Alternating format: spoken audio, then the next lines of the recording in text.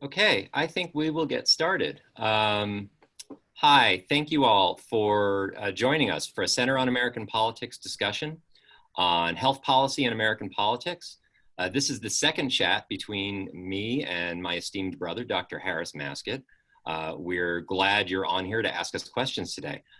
I want to briefly mention a few things. The Center on American Politics here at the University of Denver is putting together a pretty ambitious calendar for the fall.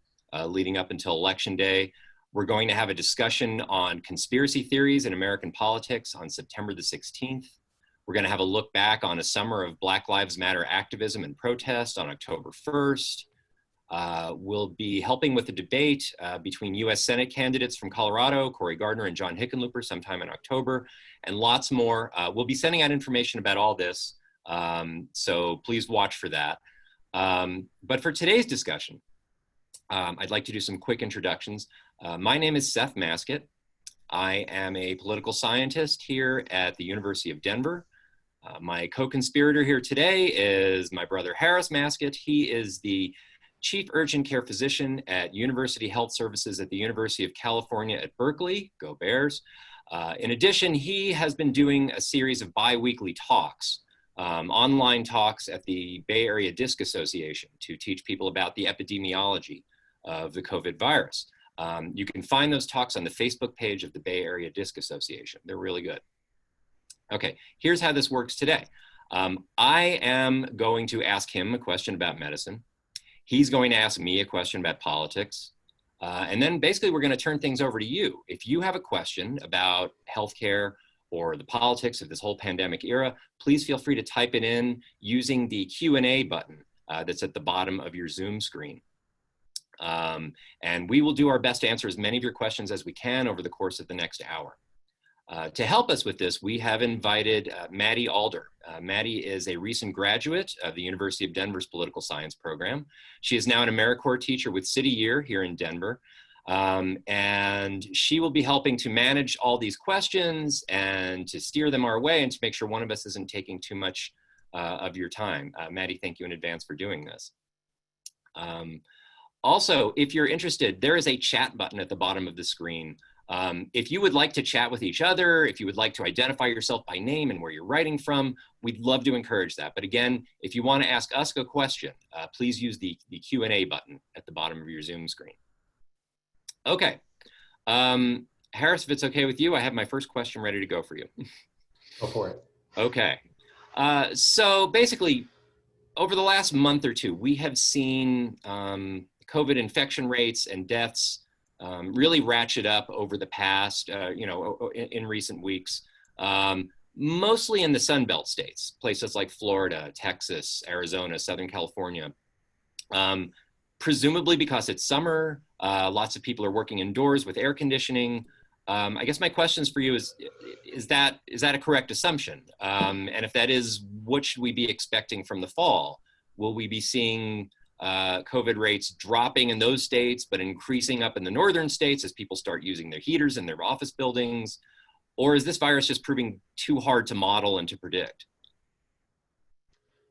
Well, that's a great question, and that's a lot of questions. So I'll try to parse it out a little bit. One of the interesting things about the virus seems to be the way it spreads, and unfortunately, it spreads more like you're kind of alluding to this in your question. It spreads more when we're indoors. It lasts longer indoors. It floats around us more indoors. So unfortunately, as we move indoors, for whatever the reason, whether it's because it's too hot outside and we all move to air conditioning, or it's too cold outside and we move inside that way, that will be more of a risk for spreading this. There's another factor, which is humidity and air conditioning devices. Basically, a wetter air or a more humid air is going to make these little viral particles wet and heavy, and they fall faster, for lack of a less scientific description. So if you're in air conditioning where it's a little more dry, that's going to float around inside a building a little bit more than if you're in a very humid environment. So I live in an area that's very temperate. I don't have air conditioning in my house, which is rare for this country.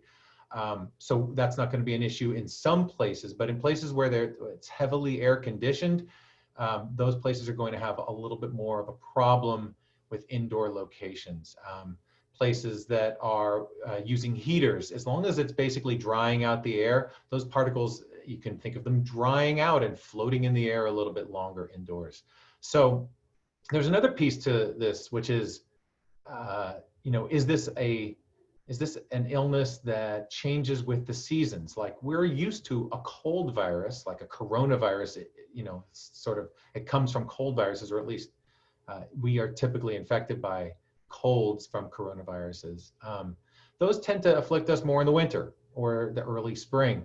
And that doesn't seem to be the case with this coronavirus. It seems like we're going to be with this no matter what time of year. But more humid environments, let's just imagine we're outdoors for a second. If it's a more humid situation, it's going to fall to the ground a little bit faster. So I hope I answered that a little bit. Thanks. Yeah, that's I've got mine for you, but I guess one of the biggest things that I've been kind of noticing about this pandemic so far,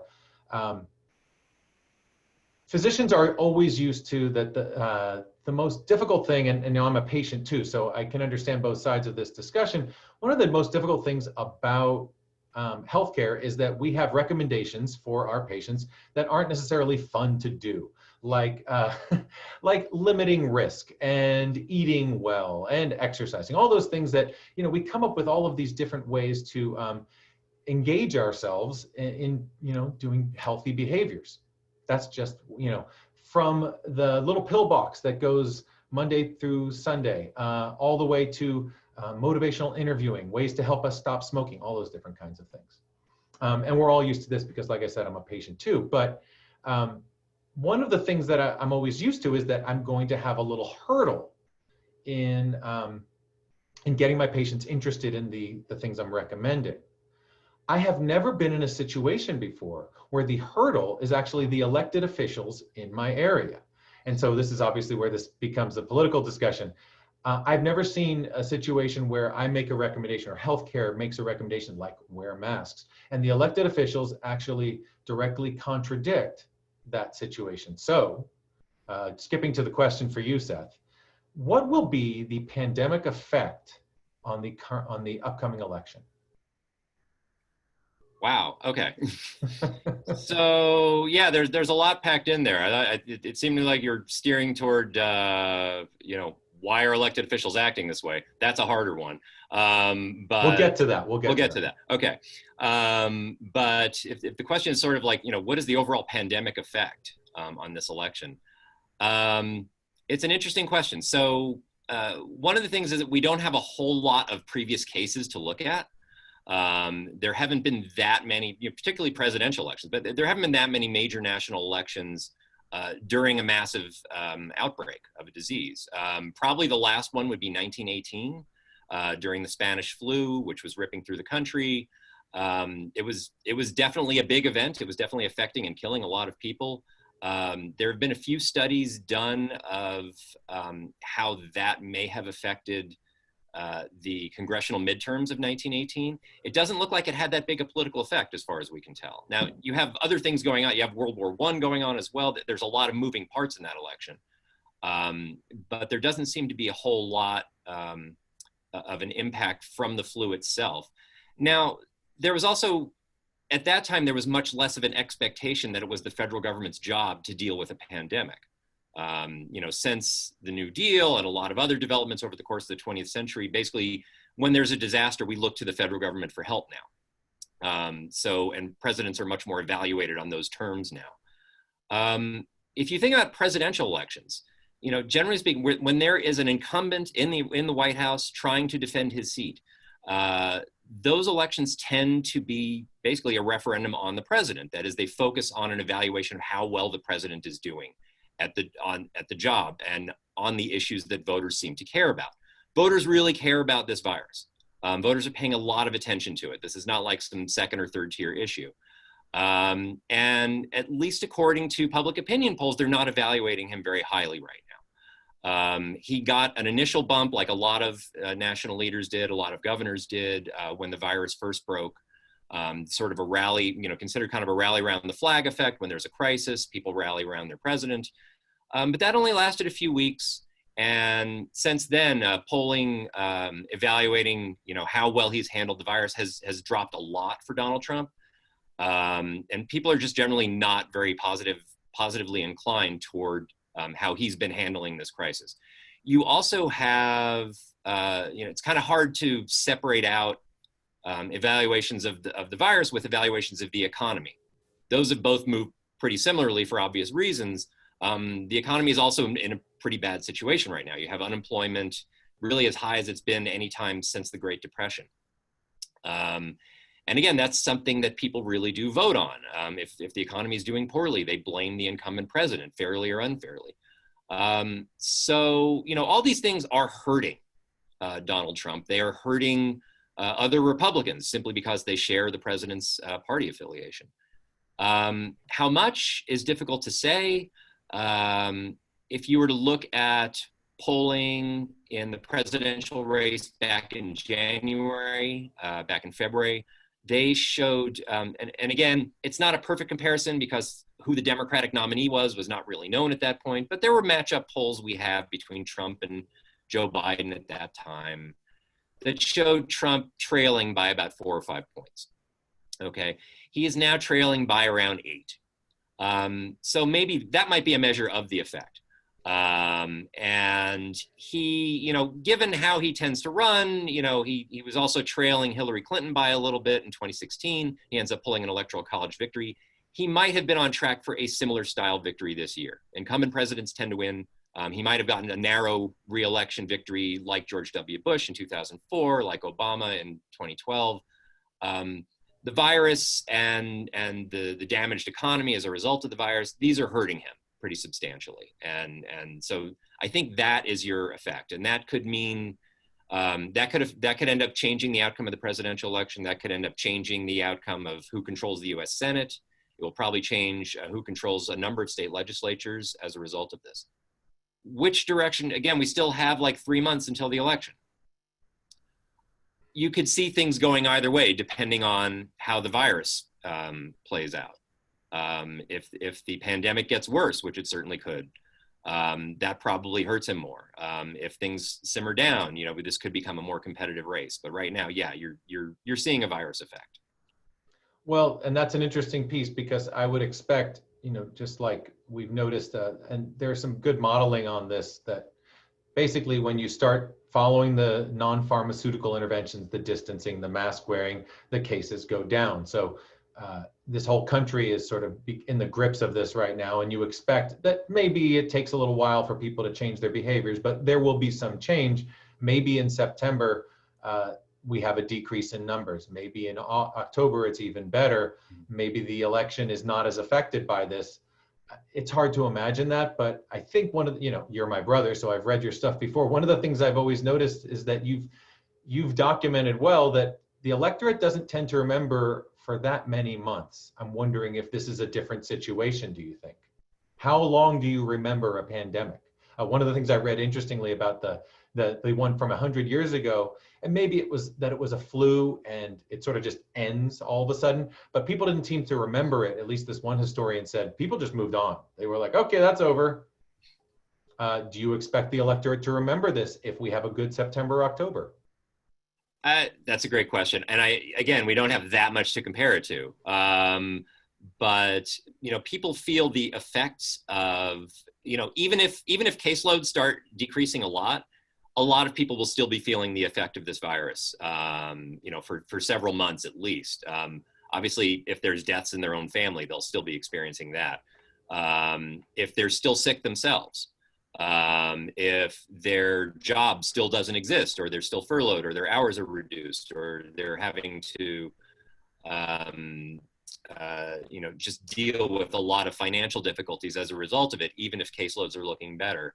My expectation is there's still going to be significant effects of this virus on the election. But yeah, you're right. People tend to vote with on a pretty short-term basis. Things that happened 3, 4, 5, 6 months ago just don't weigh as heavily. I'd be shocked if things could turn around that quickly, though.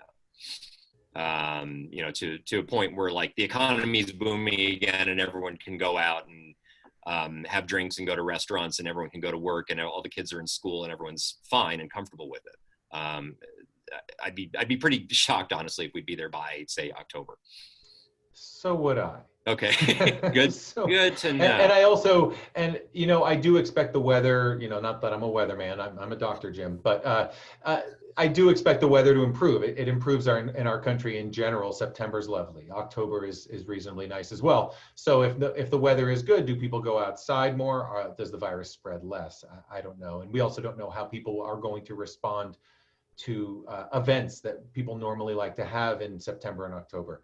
Does the NFL happen? Do people gather for those games? That kind of situation. I mean, super spreader events are still probably going to be the most important thing, but I expect the real problem, like you talked about at the beginning with the weather, will be November, December, people are indoors. And also the big question mark all across the country is schools.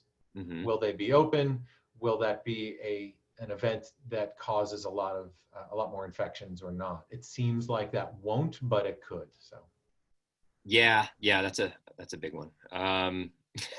Speaking of schools, we actually had a question on that. So Harris, could you comment a little bit on the schools in Georgia and other places that have already opened, teachers being put in quarantine, et cetera, stuff like that? Do you think we're putting our kids at risk by putting them in these indoor environments where there's not a lot of ventilation and lack of social distancing? Thanks, Maddie. That is a great question. So whoever posted that, I think we're all thinking about that. I have 2 children. I'm thinking about that every day. I also work at a university, and a lot of our work this entire summer has been focused on safely bringing students back to UC Berkeley so that they can go to school in a safe way. So my comment is that this is doable, you know, and a great example of how this is doable is if you are paying attention to the women's NBA or the NBA, how they have wonderfully conducted a safe re-entry. They've created this bubble, right? And so we all can imagine a bubble that works really well. We've got some technology, and clearly the NBAs are proving that. But they have a lot of money and they have a lot of buy-in, and it's really challenging to get a large group of people to do this. So the short answer is this is doable. The more complicated, nuanced answer is it's doable, but there are a lot of other issues that already afflict our schools. There are a lot of resource issues, and I don't know that each of these public school systems have really gotten the resources and support to do exactly what we need them to do. So I'd say that, you know, personally, it's frustrating because, you know, I spend every day working on this. I know that it's doable. Each of these school systems could do it had they been given the resources and time, but that's just not quite feasible. And so we are looking at a situation where teachers and students will be put in a situation in a pandemic where they will be exposed potentially to a higher risk of infection. How much higher? Not much, but enough. Now, there's another piece to this, which is that everyone keeps hearing about it, that younger people don't tend to get this infection in the same amount, you know, like they don't get as sick. They don't tend to spread it to each other as often. And they don't tend to have the same mortality. They don't tend to be as poorly affected. That doesn't mean that their teachers wouldn't be, because their teachers are older. And there are a lot of statistics about this. Basically, it seems like the younger you are, the less likely you are to get the infection and spread it to others, like boiling it down to a nutshell. But that doesn't mean that holds as true for middle school. And it definitely doesn't seem to hold as true for high school and college ages. There are some terrific examples from other countries. Australia just released a study. And so did Europe has released tons. There are basically other school districts that have done this, and in general, they've shown not a high rate of infection and not a high rate of spread, not only within the home then, but to the teachers and to their families. So it looks doable, but like anybody can tell you, there are resource issues in our school systems. Seth, any feelings on that? You have children as well. I have children. I work at a university. I don't know. They're just, a lot of concerns. I guess it's sort of a related question, is that like, we're starting to see plans roll out for different schools. And some schools are just saying, look, we're completely online for the fall. And here's our plan for doing that. And other schools are, really, attempting some sort of combination and to do in-person learning where it's feasible. And have you seen sort of a model school in this sort of thing? Or is there a model school approach or a model district somewhere in the country that you think is really kind of nailing this? No. The short answer is I haven't found the model district. I mean, most of our schools are not open, obviously. Now we're just getting into the opening stages. But there are some really terrific models of how this has been done in Europe, because they've been opened some of the schools have been open throughout, like since May and June. So there are some statistics on that. France has already published a lot of their data. Basically, the students don't seem to bring an infection in from, they bring it from their family or something and spread it to other students as well, as the rest of the population.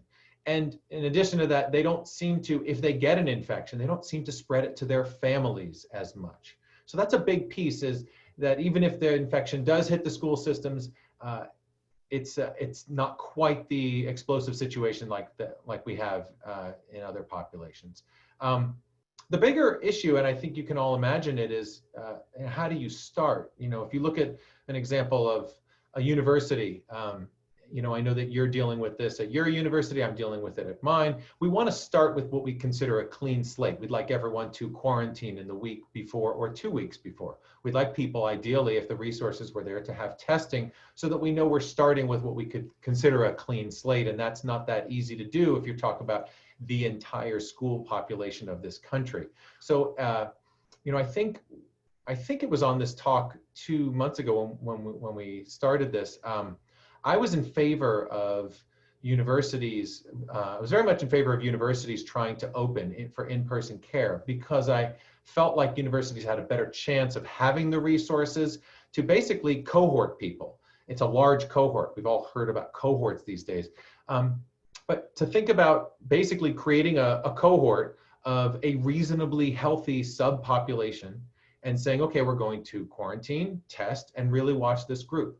I thought that was a potentially reasonable way to sort of divide up our populations in this country, at least from the university standpoint. And it turns out to be quite difficult. And universities have more resources in general than public school systems do. And we're dealing in general with smaller population sizes. And even still, universities are mostly turning towards either a hybrid model or a completely online model. So it's a little bit, it's a little bit disappointing because it seems doable, but it's just in practice quite challenging. Absolutely. Thank you so much for answering that. Our next question is aimed at you, Seth, and this is, since the federal government has done so little, the states to some extent have had to kind of be on their own in coping with this virus. Do you think for the future this is going to give a rise to a greater role for the states in managing disasters, or a rise in federalism more generally?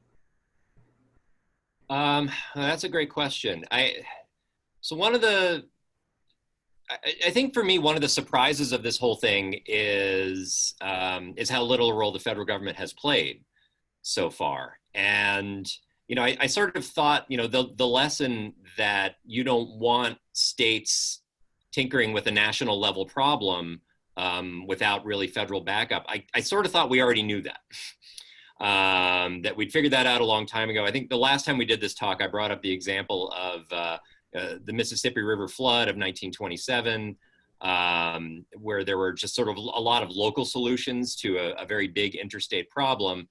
And one of the lessons coming out of that was, really only the federal government has the capability to do this, to coordinate all the resources. It has the financial resources to make relief happen and to prevent some of these problems in the first place. We seem to have scaled back somewhat from that. I don't know if we're in an era where the federal government would always act this way. I don't know how much of this is just simply a function of which party controls the White House, or just this individual who is currently in the White House now. There's a lot of different things at play. my impression is that one of the lessons coming out of this era, particularly when comparing the US response to a lot of other countries' responses, which have all looked quite a bit better, near as I can tell, is that there's really no substitute for a national response to a national problem. And you generally don't want to find yourself in a situation where governors are all putting together their own task forces and each responding to their own set of political incentives, and coming up with their own answers, because of course the virus doesn't necessarily follow state lines, we're in a very polarized partisan era. There's good and bad associated with that, but generally you don't want to respond to a national level crisis, particularly a pandemic, that way, because how you respond to a crisis actually affects how other people experience it. So I tend to think coming out of this, particularly if the election ends up where it seems to be trending, is that you'll probably have more of an era of support for federal action. This will be seen as somewhat of a failure of, the inaction at the federal level will be seen as something of a failure, and we'll probably have kind of a renewed level of support for national level responses to problems. Can I follow that up, Seth? One of the things that I've noticed just geographically is that we look a lot like Europe, except with a lot more wide open borders. We're a bunch of states with these boundaries that really almost mean nothing. And while one area might do well, like early on, the Bay Area where I'm living was notorious for doing well, whereas other areas had more infections, and some areas didn't even know what the situation was. With such wide open boundaries, yet this notion that we are these separate states that have all these rights, is it a viable way to treat this, to close all the state boundaries, or at least make more restrictions on travel? And two, is there any precedent towards closing these boundaries a little bit more? Yeah, you know what? That's something I should look up. I honestly don't know much of the history on closing state boundaries. I mean, generally, there's an interstate commerce clause within the Constitution, and limits on people's ability to cross over state borders are there's a really high threshold for being able to do that. I remember living in California. If you were to drive out of the state and come back in, you would have these inspection points. I don't know if those inspection points still exist, but where they would check to see if you were carrying any fruit that might be carrying some sort of a bug or something like that might be dangerous to the state's crops or something like that. So in some circumstances you can have, places where the state has an interest in protecting an industry or protecting a population, and just sort of not really preventing interstate travel, but at least, limiting it and regulating it in some way. With an enormous state like California, I sort of wonder how much of a difference that would make, where you've got 40 million people living in a state. Even if you can only travel within that state, that's still a huge amount of travel going on. On the other hand, in like the East Coast states, where you have people who regularly cross state lines just to get to work or school, that would present a real burden. Maybe it's possible to do that. Maybe it's possible to just have inspection spots. And I'm not really familiar with the legal history on this. But just to simply have, to say, if you're in DC, do you want to cross into Maryland today? Fine, we have to take your temperature first. Maybe. That might be something that would help. Or, there might actually be possibly even just complete shutting down of state borders might be a possibility for dealing with this sort of thing. But, the way we've been treating this is basically open borders across states. And this virus can spread pretty freely right now. Maybe we just need 12 districts, like District 12. I mean, we should write a book on that. That's a good idea. Hey, that's a good idea. That's a good idea. Okay, Maddie. So our next two questions, one for each of you, of course, kind of have to do with things we've heard about in the news cycle lately. So Harris, we're going to start with you. Could you tell us a little bit of the latest science and things concerning hydroxychloroquine? I think I pronounced that right. Very hard word. There's been a lot of back and forth on whether it's useful in preventing COVID-19. Some say it's not useful at all. Could you give us a little more information there? I hope that I never have to say this word again, but Maddie, you said it really well. Hydroxychloroquine, terrific. It's become the bane of the medical world's existence that we keep talking about it, and we all think we know why we're talking about it because it's been politicized. There is not a lot of evidence to actually. There is a lot of evidence. There's not a lot of evidence to support its use. There is evidence to not support its use. So. Please don't use it. And please don't use it as a preventative drug or to treat. It's just it's not something that we're using right now. And there's been a lot of evidence on, in one study or another. I just recently, I wish I could cite it. I think it was one of the groups that I connect with, just summarized everything sort of perfectly. I think 6 terrific studies saying, can we move on now, please? Basically showing that these 6 studies really showed that this is not, it's not been useful. Now, it is a wonderful drug for other uses, but not COVID-19. So, but it's really another interesting piece here of how something gets politicized. This is a treatment that became politicized, and so people started buying it up in quantities. I think not only because they thought it was going to be helpful to treat or prevent the illness, but also because they thought it might be to their economic advantage to own it. But it's turned out to not be that useful a treatment.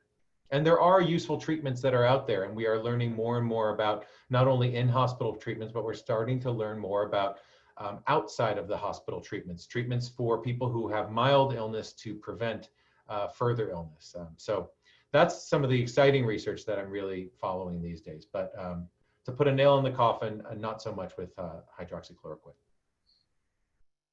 Wonderful. Thank you so much. Now, for you, Seth, will you tell us a little bit more about vote by mail? Of course, here in Colorado, we've had it for a while, but it's come under scrutiny by some on whether it's effective, whether it encourages fraud. Could you just give us a little more information there? Sure.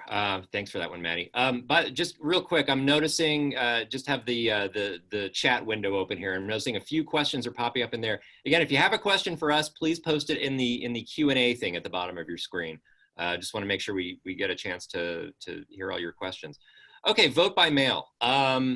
So yeah, in Colorado, we've had vote by mail, I think since 2013. A few states have had it longer. Oregon has had it, I believe, since the late 90s. There's a number of other states that have been practicing it pretty regularly. Basically, it's proven. It works very well.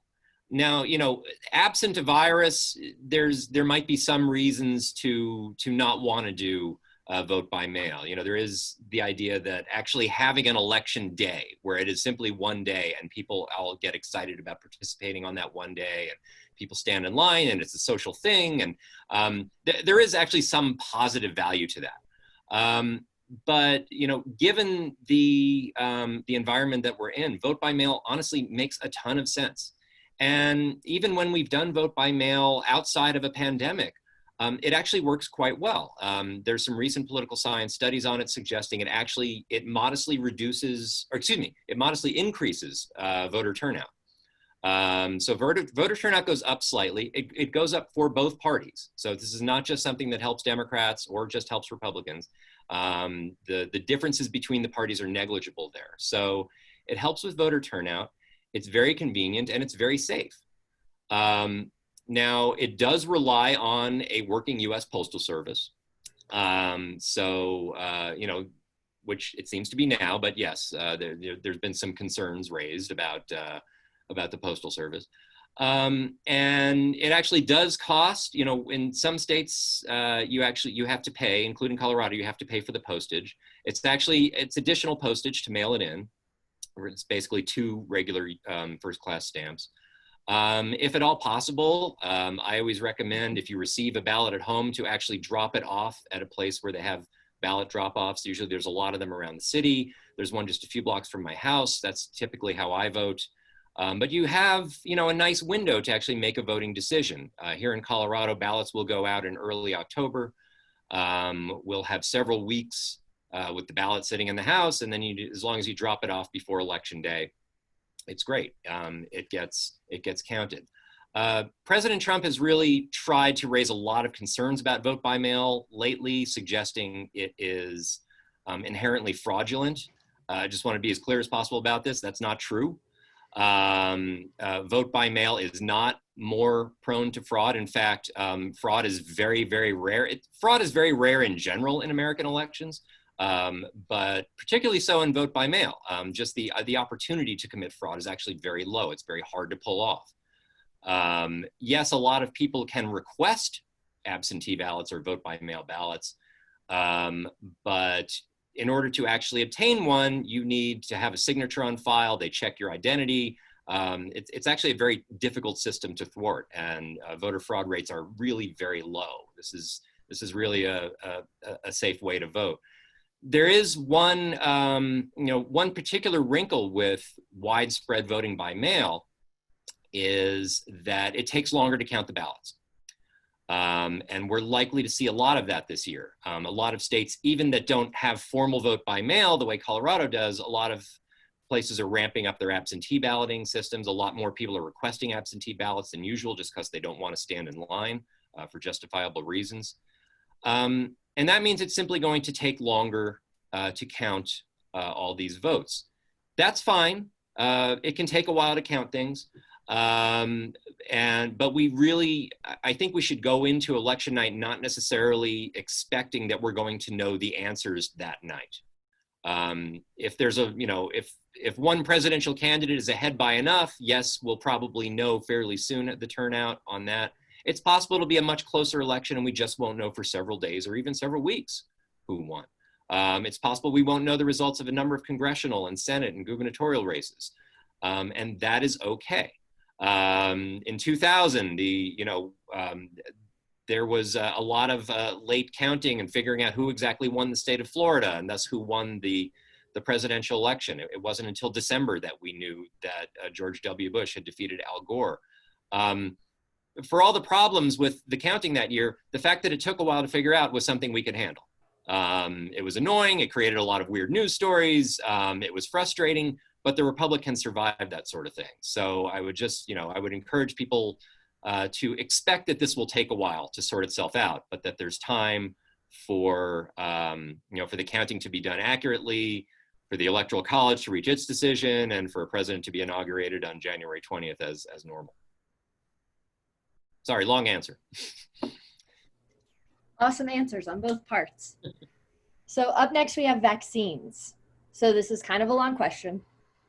So first step, do American people need to be concerned about the rapid rate that a vaccine might be developed and how effective it could be and some missed side effects that can come up with that? And then additionally, what are some, do you anticipate what the motivation and or political effect of a vaccine being created late in the election cycle? Sorry about that, tripped over my words. Is this me? It's both. Okay. Two parts, kind of a medical side and a political side. Yeah, there's clearly a political and there's probably an economic side to this. We should have an economist next time as well, because the economics of the vaccine production is clearly a big piece. I'll speak to the medical side of vaccines.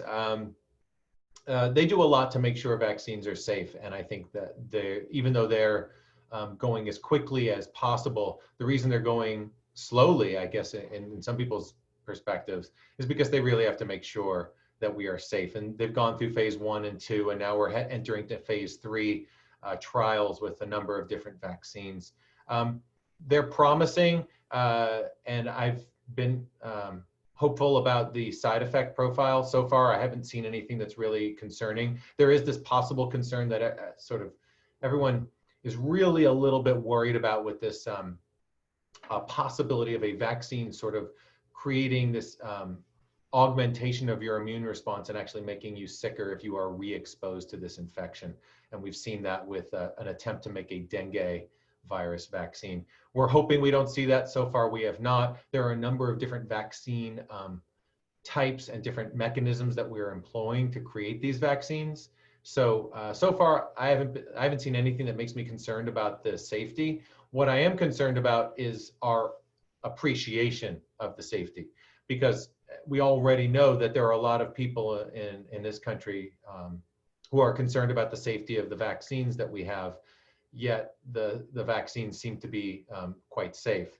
So it seems like one of the things that we're dealing with is that the concern about the safety of the vaccine doesn't quite meet the actual safety of the vaccine. So with this pandemic and with all of the medical misinformation that's been out there, it makes me wonder how we will tolerate the vaccine in terms of tolerate just the interest in the vaccine. Will people even politicize the vaccine? Will one side of the aisle say that the vaccine is not something we should take because of one reason that I almost can't even imagine? So, but in terms of the safety, I'm happy so far with what we're seeing.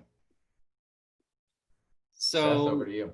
Yeah, this is an area where I have a lot of worries. I'm actually, I've been working on a piece with an old friend, Jennifer Reich, who's a sociologist at the University of Colorado, Denver, on this topic. She does a lot of work on vaccines and why people resist them. So as I understand it, and as I understand the science on this, if we were to actually have a vaccine roll out basically within the same year that the virus emerged, that would be a world record. That usually these things take several years at least to figure out, if at all. And basically because virology doesn't necessarily work on a political timeline. You can say you want to have a vaccine by November.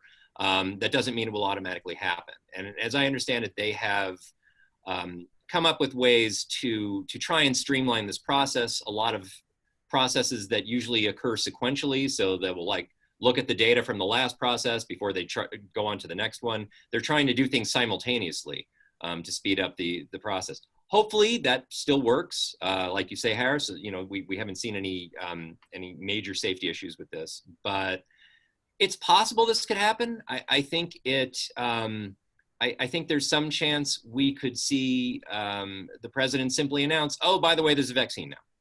And much as he has with hydroxychloroquine, and say, I encourage you to get it.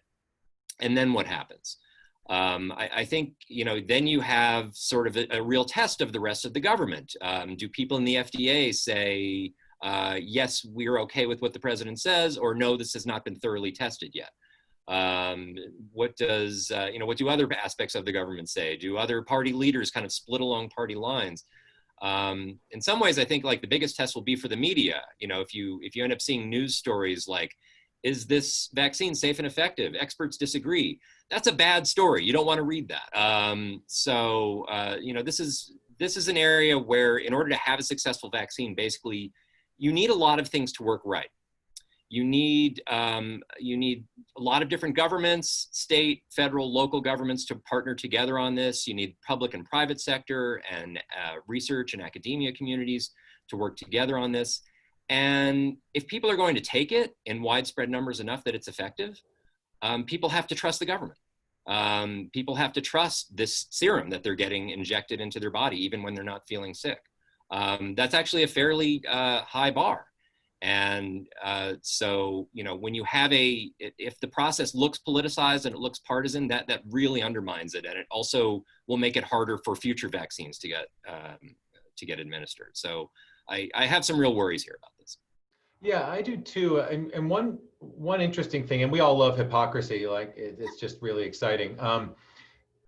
It seems like some of our elected officials have really resisted in enforcing mask rules because that infringes on somebody's personal liberty to not have to wear a mask. But I would suspect that some people who feel that way would also insist on people getting a vaccine so that they can go back to the lifestyle that they want. And I think that would be a nice moment of hypocrisy where you can force somebody to get a vaccine that they may not want to get, whereas you wouldn't force them to wear a mask. I also can imagine a lot of people saying, listen, I was fine to stay at home during the first part of the pandemic. I don't need a vaccine. I'll stay at home and wait till this thing goes away and wait till there's enough herd immunity. And this will be an interesting moment in a year, 2 years, whenever it happens, of personal liberty versus, as Spock said, the needs of the many outweighing the needs of the few. Or the one. Good Good job. quote. Wonderful. And going off of that, we have kind of a follow-up question, because you both mentioned kind of how the US is very individualistic. So do you think politically, if it's mandated, you know, they've tried mandating mask wearing and social distancing and these things, if they tried to mandate a vaccine, do you think enough people would actually follow to make this work to encourage the stop of the virus? I mean, I guess, well, partially there's a question built in there for you, Harris, is like what percentage of the population needs to take a vaccine for it to help the whole population? I've heard somewhere like 20 or 30% to maybe it's 70%, and I guess maybe we don't even know with this particular virus yet. So the answer is, the standard answer is 60 to 70% for herd immunity, but there have been some terrific, there was a study, if you look back at some of my older talks that you cited at the beginning on the Bay Area Disc Facebook page, there was a great study that talked about how super spreaders, meaning individuals, people who actually go out and are much more social, or people who are essential workers who are around everybody, those people are the ones who need to be immune. And if you had a lot of super spreaders getting vaccines, then you only maybe need 40%, and for 40% immunity in a population for herd immunity. I mean, basically, you've got to keep the people who are sick, who are connecting everyone, the ones who are connecting the dots, from being able to connect those dots. And the more your population is immune, the less a virus will find a hold and go to the next person. So the 60 to 70% is based on some modeling that's been done and repeated. I would say that what really matters here, though, is the effectiveness of the vaccine, because there are some ideas that this vaccine might be effective for only a handful of months, like the flu vaccine. Every year we get a flu vaccine because the flu changes to some degree, the antigens on the little bug changes, and the types change. So we need to get a different smattering of things to stimulate our immune system. That might happen with this vaccine. We might need to get a vaccine every X number of months. So herd immunity might be challenging. It might not be like we think about it with measles, mumps, rubella, where if everyone gets immune, we pretty much knock this thing out. 98% of us have had the shot or something like that. This might be something where it's a rolling series of vaccines given to keep us relatively safe. I guess one of the related complication, one of the ways we enforce pretty widespread vaccine use is by kind of insisting on it for kids. That either they get it when they're born, or in order to attend a public school, they have to get a series of vaccinations. For COVID, it's not, this isn't necessarily a kid's virus, right? I mean, that I'm just guessing here, but like, even if you enforced all that, it might not have the effect when you're trying to protect the elderly for the most part, or the near, whatever our age group is, the near elderly, the Gen Xers. That, enforcing that is, I guess, a little trickier. I don't know what means they have to actually force people in our position, or people who are not yet in nursing homes, to go out and get a virus, other than actually, like, if there's a financial penalty for not doing it, which would be fascinating, but I don't know. That sounds like something that's really tough to enforce. Yeah, you're right that this is not the vaccine like the kinds we talked about with the measles, mumps, rubella that offers lifelong immunity. I mean, we don't know yet, right? But we're not looking at get one shot at this stage. Now, in 5 years, this might be one of the routine ones that everyone gets when we've figured out the technology, and everyone gets when they're 3 months old, 6 months old, and 12 months old, and they're done. They never get this coronavirus. But for the initial phase where everyone needs to get vaccinated, it's obviously a different rollout.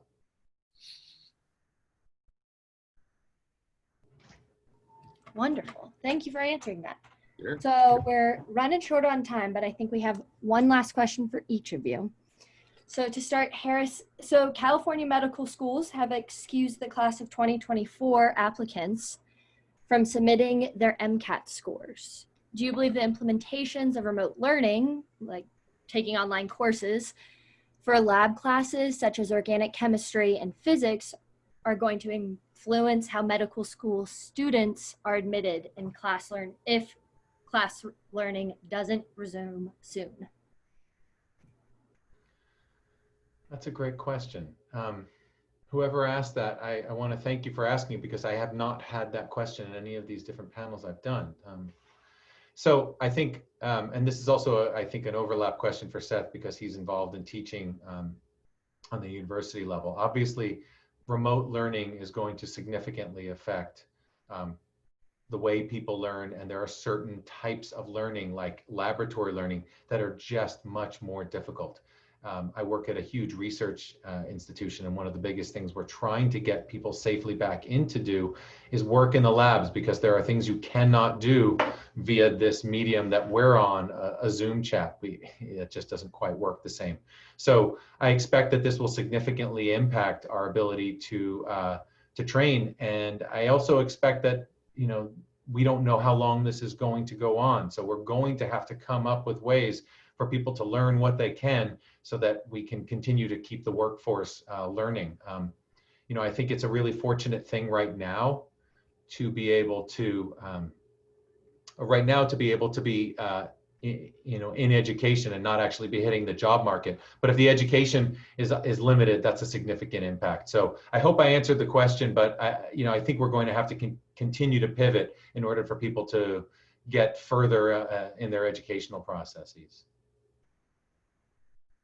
Seth, how would you add to that, since you're involved in this as well? I don't know. You know, I was actually thinking about, and unfortunately I can't remember who wrote it, but I read a piece just this morning suggesting that in some ways we're asking the wrong people to go online. That there have been a lot of universities that are working very hard to reopen in person, and meanwhile we're shutting down elementary schools and middle schools and telling those kids to do all their learning online. In some ways, college kids can probably handle the online environment a lot better. They can do a lot more independent work on their own. You know, it's a bit more of a mental lift, and they're probably better equipped for it. Whereas kids, it's probably safer for them to meet in person. And it's probably a better learning environment for them. Maddie, you were just in a class of mine this last spring that was conducted entirely online, fairly last minute. You did great. And it was honestly like, my preference would always be to teach in person. I think it's an overall more satisfying experience for everyone, but teaching online is not horrible. It can be done well, but you know, Harris, you're absolutely right. There's some things that just don't work that well for this medium. Obviously certain aspects involving labs are one of those. Theater is going to be difficult. Dance, you know, all sorts of things that are just very difficult to pull off over a Zoom chat. But I think we're going to get a lot more creative about that over the course of the next year, for better or worse. Yeah, we're learning. Yeah. Sorry, Maddie, what was your other question? So the last question that I think we have time for is about postponing the election. Do you think that's a possibility? Are we going to see polling places close? What do you think this looks like? You stole my facepalm. No, we will not postpone the election. Okay, first of all, we don't do that. We have not done that in this country. We have never postponed a presidential election. We held a presidential election during the Civil War in 1864, when a bunch of states were fighting other states. You know, we've held them during other pandemics, during other wars. And, you know, given what we talked about earlier with vote by mail, we have the technology. We have a good solution for conducting this vote in person, or conducting this vote on time. You know, President Trump sort of floated this idea last week of, hey, maybe we should postpone things a little bit until it's safe. That's a terrible idea. That's a terrible idea to float. Basically, it's as hopefully someone has informed him, that is a very authoritarian thing to do. I mean, that is something that dictators do in other countries, and just sort of decide, well, we'll have an election when I feel like having one. That is a real danger for any functional democracy. It's something we've not done in this country. There are a handful of local elections that have actually been delayed in circumstances when it was functionally impossible to have an election. You know, so for example, on 9/11 in New York City, there was actually a mayoral election going on that day. And that was postponed by a few weeks at the last minute when the attacks happened. But apart from that and one or two hurricanes, we really haven't done that. And we certainly haven't done that at the national level. If for some reason the federal government decides, okay, we need to postpone the election, first of all, the president can't decide that. The FEC doesn't decide that. That is a decision made by Congress. So majorities of both the House and the Senate would need to agree on a new date for the election. I think it's very unlikely that you would have the Republican-controlled Senate and the Democratic-controlled House agreeing on something like that. And then you still have these constitutional requirements. You have the Electoral College that meets in December. You have the president's term ending on January 20th. If no new president has been selected, then Donald Trump's term expires, and with no president and no vice president, Nancy Pelosi, as the sitting Speaker of the House, would become the new president of the United States. That's probably not an outcome he wants. So, you know, there's all sorts of reasons why that wouldn't happen. But really, honestly, it's a very dangerous idea to float. It is because if, you know, he ends up losing the election, he just says, well, I would have won had that election been fair, had it been held on a fair date. And then that's all sorts of reasons to try and delegitimize the results of the election. And it's basically not the sort of thing a functional democracy really entertains. Sorry, does that help? Did that answer the question? Do you feel strongly about this? I'm just checking. Let me check my pulse here. I don't know. I'm a scholar. I don't get riled by stuff. Sure. Great. Okay. Are we good, or do we have time for one more? That is up to you guys. We could definitely ask one more. What do you think, Harris? Can you do one more? Well, I had a question for you that I think you know. Okay. I am kind of wondering, how is this pandemic different from the pandemic you expected? And how is it similar to the pandemic you expected? So that's a really interesting question, and I'm going to actually want to ask you the same thing. But I guess a lot of the pandemic I expected comes out of sci-fi, you know, other books and movies. So, you know, and generally those lead us to expect it to be a lot deadlier, you know, with much higher mortality rates over a much shorter period of time. But also, just generally speaking, we've had other pandemics during our lifetime. You know, there was you know, SARS, H1N1, and swine flu in the 70s. Zika. Yeah. And one of the things Ebola, one of the things I have grown to expect is that whatever happens, it'll be less bad in the United States. Simply because, you know, we have a pretty good infrastructure for these things. We have money. We have resources to throw at the problem. And just sort of a history of, yes, being very individualistic, and states can do what they want, but in times of crisis, we tend to pull together and figure stuff out. That really hasn't happened this time around. So I've been surprised that that the response has trickled on as long as it has, and as that sort of relief from it has proven so elusive for us, and that it's proven so divisive, honestly. I mean, I guess, sure, anything can become partisan today, but I still am kind of surprised how split responses to this are, and really how much, not just that, okay, it hit the US as bad as everyone else, but it seems to have hit us a lot worse. And that's really something I would not have seen coming. Anyway, let me flip that back to you. How is this different from the pandemic of your dreams? Well, the pandemic I expected had more zombies. I'll just be honest.